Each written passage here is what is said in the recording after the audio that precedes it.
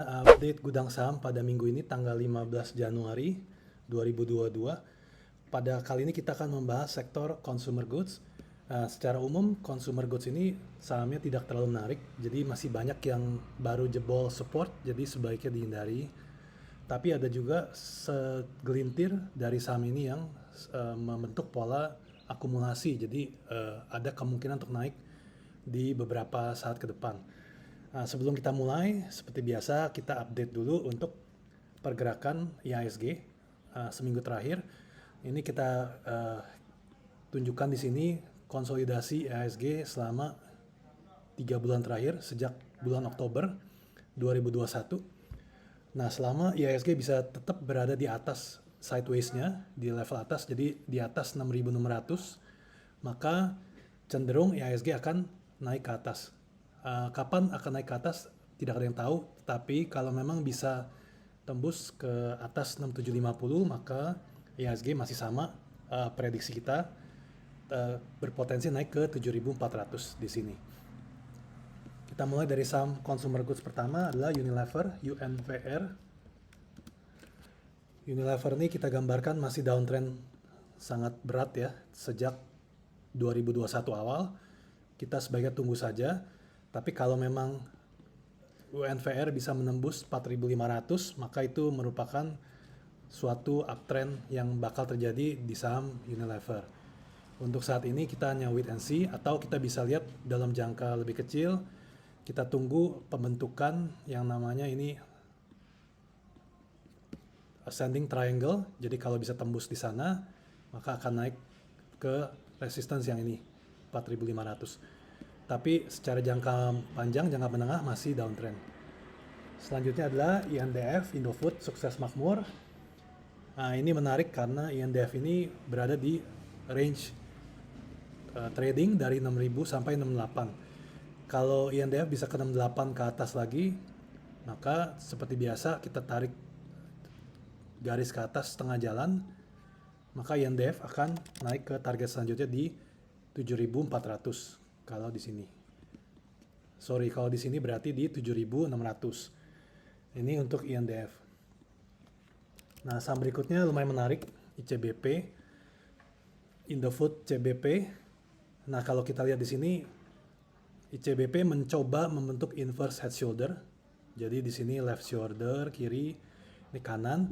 Nah, selama ICBP masih berada dalam garis uptrend ini, maka kemungkinan besar mengarah ke atas, jadi ke arah inverse head shoulder ini. Jadi mungkin seperti ini. Nah, kalau nembus ke atas 9.300, ICBP berpotensi naik ke level berikutnya di 10.900. Tapi sebelum itu terjadi, ya sebaiknya kita perhatikan jangka pendek di sini secara uptrendnya. Jadi kalau uptrend ini tidak tertembus, maka lumayan bagus. Kalau yang sudah punya, boleh dikawal stop loss di bawah 8.450. Jadi selama di atas 8.450 masih cenderung ke atas untuk ICBP. Lalu berikutnya adalah saham Mayora Indah.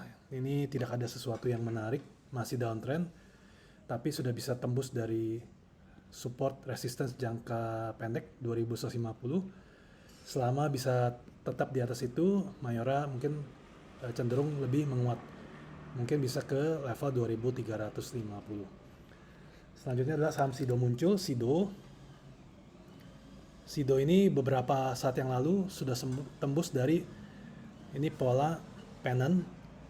Nah, sudah tertembus, jadi secara proyeksi kalau kita lihat di grafik weekly, sebenarnya Sido berpotensi naik ke target price 1060. Tapi saat ini masih di setengah jalan dan sudah terlalu jauh dari level breakout 800. Jadi kita tunggu saja, kita perhatikan yang lain. Ini untuk Sido. Selanjutnya saham berikutnya adalah saham ADES, Akasawira. Ini menarik karena sempat membentuk pola rounding bottom di sini. Secara teori target berada di 4.000. Saat ini masih berada setengah jalan di 3.600, 3.800 setelah breakout di 3.200. Ini sebaiknya hanya untuk ditonton saja karena sudah terlalu jauh dari 3.200-nya.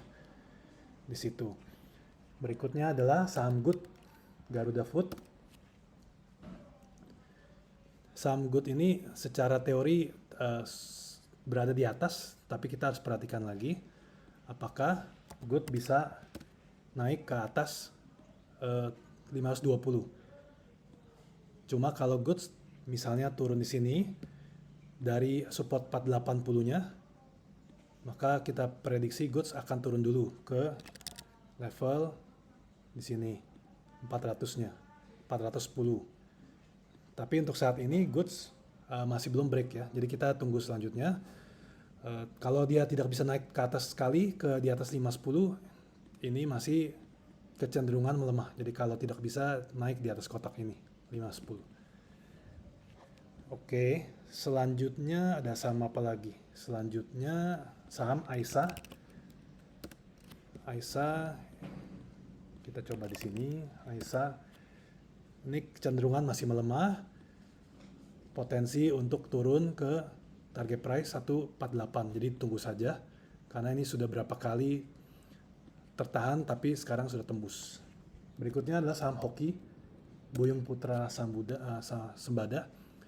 Ini juga sama, baru break di sini, prediksi di 150 untuk dari level tembusnya ini. Jadi kita tunggu saja untuk saham Hoki. Lalu saham-saham rokok sebenarnya ada yang menarik juga sebagian. Kita lihat saham HMSP. HMSP memang masih jelek karena dekat sekali dengan support di 940. Tapi secara jangka panjang ini sudah tembus dari downtrendnya. Ini downtrend sejak angka 4.000, 5.500 di tahun 2018. Jadi saat ini untuk HMSP sudah tidak downtrend lagi, tapi masih sideways.